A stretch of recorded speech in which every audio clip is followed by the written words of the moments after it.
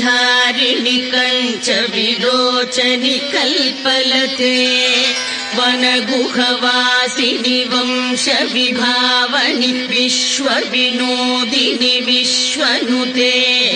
जय जय हे जय काञ्चीपुरेश्वरि कामकलेश्वरि पालय माम् तव कर पंकज पंचरगत शुक कूजित मंजुल वाक्यरते